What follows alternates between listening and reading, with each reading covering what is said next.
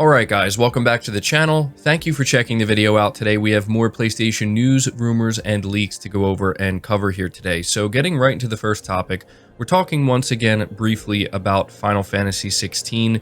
We recently talked about how it was seemingly confirmed by the producer that we were going to get a new trailer for Final Fantasy 16 in October. Now it's being reconfirmed once again. This comes from Final Fantasy 16 Hub over on Twitter, and they say during today's NGC livestream, Naoki Yoshida has reconfirmed that the next Final Fantasy 16 news is planned for the month of October. And again, that's very likely to come in the form of a new trailer. So this is the second time we're hearing from Naoki Yoshida that we can expect some more news and information on Final Fantasy 16. And I know this is a game that many of you are very excited for. And so there you go, something to look forward to. Moving on to the next topic, we are talking about A Plague Take Requiem and how the developers are taking full advantage of every feature that the PlayStation 5 offers. Reading from PlayStation Lifestyle, they say Asobo Studio has outlined A Plague Take Requiem PS5 features and how it plans to harness the power of Sony's current-gen console to take things up a notch in the sequel. Developers have often said how last-gen hardware stood in the way of having a large number of non-playable characters on screen simultaneously, an issue that modern console hardware has rectified. In A Plague Take Requiem's case, the NPCs happen to be the game's infamous rats. So, if you are wondering how many rats can be on screen at one time, you're looking up to 300,000. Continues by saying over on the PlayStation blog, Asobo Studio said that loading times in A Plague Take Requiem will be significantly reduced, which made it possible to implement new map and level designs. The increased memory enables better draw distance, and the number of on-screen rats has bumped up originally from 5,000 to 300,000, which we just covered, but in case you were wondering what the original game was offering, only 5,000 rats on screen. It continues by saying it's a good number to convey the vision of the apocalypse, which keeps increasingly oppressing our heroes, the studio explained. We've also changed the aspect of their movement, so they look like a giant wave, much like a tsunami crashing down on you. And so, if you've seen any of the gameplay of A Plague Take Requiem, that is probably something you noticed, just the massive increase of the amount of rats on screen. And I have to admit, the way that they're utilizing it here, where they are making it kind of look like that big wave coming towards you, it's very cool and actually pretty creepy. So on top of that, they talk about how they're pushing the PS5's GPU to enhance the quality of the lighting. That's something I did notice in these trailers, as the lighting is very good in this game.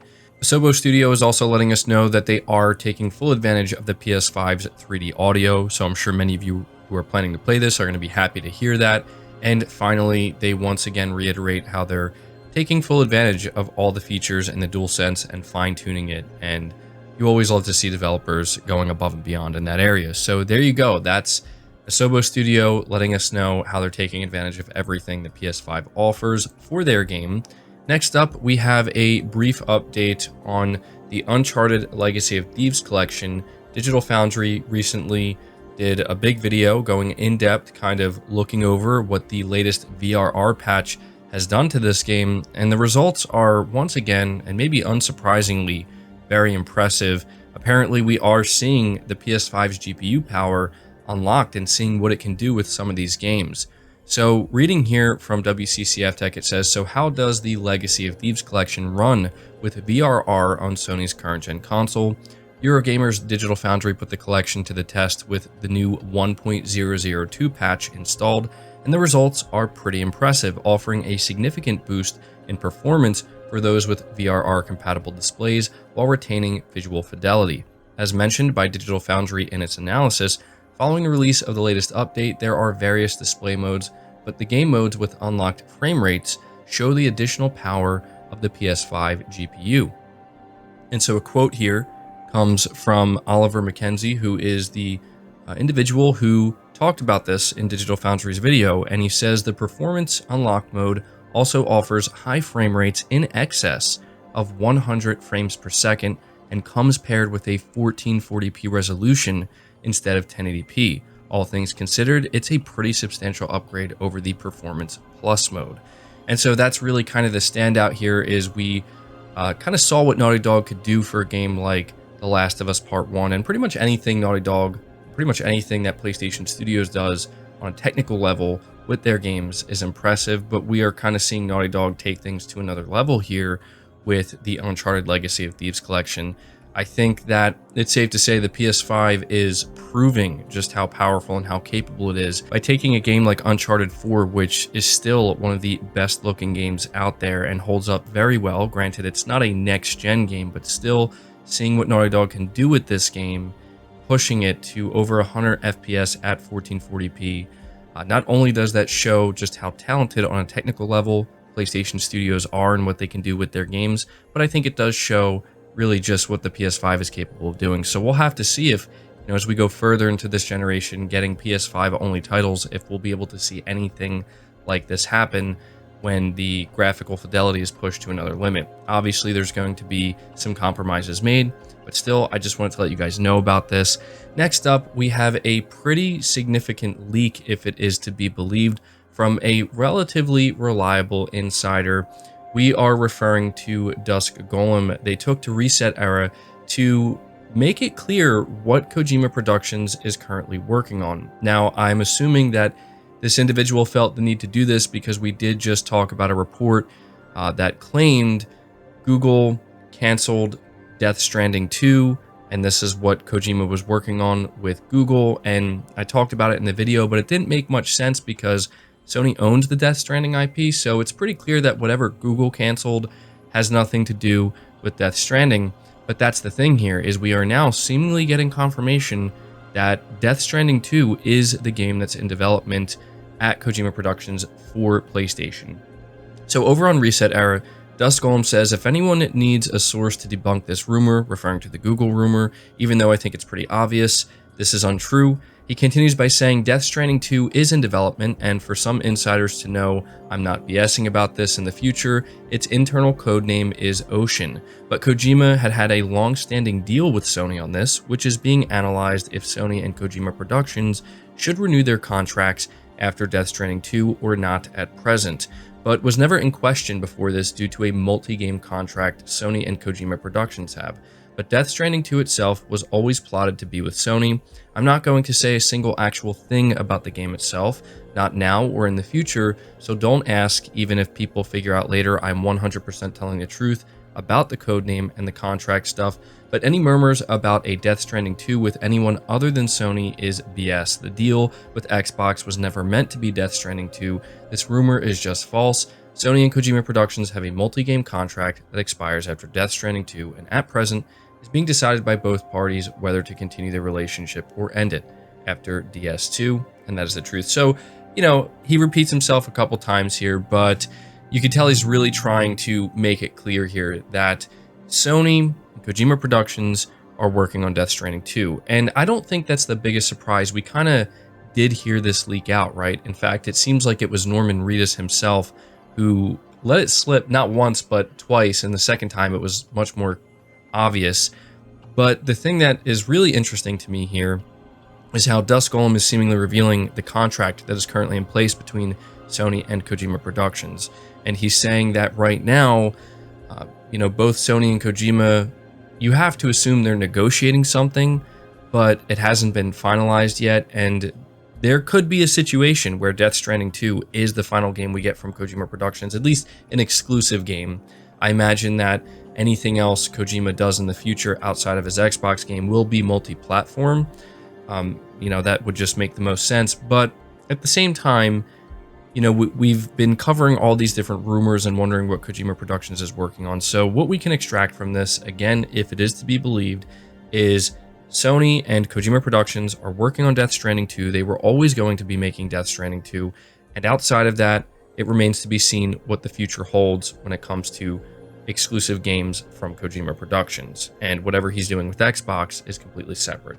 So there you go. That's a pretty significant update, I would say. And, we'll just have to wait to see if Death Stranding 2 ends up getting announced. Next up, we have another leak. This time, it's pretty undeniable. We have Horizon Forbidden West DLC being teased by Silence actor Lance Reddick. Reading from PlayStation Lifestyle, it says Horizon Forbidden West was released back in February, and fans have been speculating when we may be getting DLC ever since. Of course, Horizon Zero Dawn had a sizable expansion in the form of the Frozen Wilds, so it's a decent assumption to make for the sequel. Speculation has now picked up again after a now-deleted tweet from Silence actor, and he teased that he was working on Horizon Forbidden West again, but he didn't say exactly why. And so it's worth noting that this is not the first time we've seen evidence of Horizon Forbidden West DLC. There was previously hint that DLC could be in development when one of Aloy's motion capture artists was photographed back in the studio, and there was also another individual who provided voices for numerous characters, also kind of, shown in the studio. And so now we are seeing Lance Reddick being part of this.